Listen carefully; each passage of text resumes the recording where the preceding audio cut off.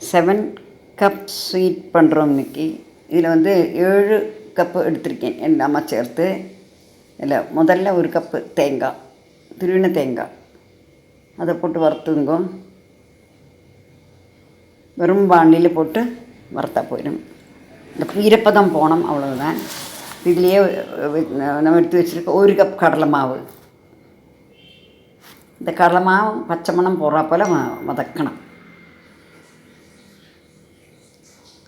வந்து வறுத்தெடுக்கணும் கடலை மாவை.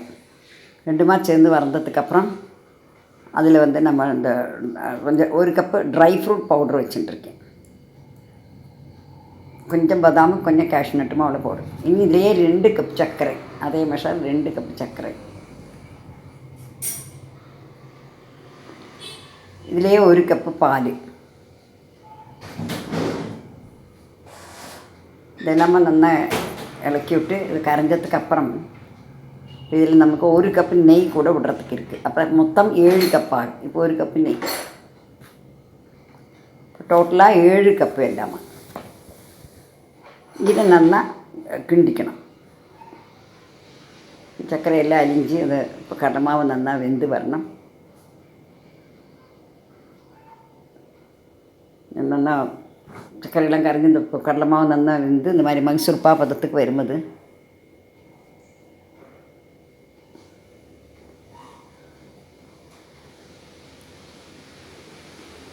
இப்போ அது கொஞ்சம் ஏலக்காய் பொடி பொடிச்சு போட்டிருக்கோம்.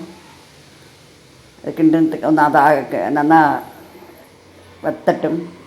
இப்போ ஒரு தட்டில் கிரீஸில் தட்டு வச்சுருக்கேன், எண்ணெய் நெய் பரட்டியிருக்கேன் கிரீஸில் தட்டில்.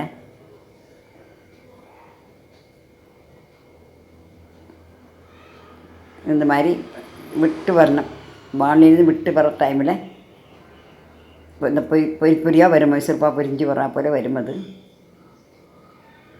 அப்போ இந்த ஆயில் தடவின தட்டில் நெய் தடவி வச்சுருக்கோம், அதில் கொட்டி விடலாம்.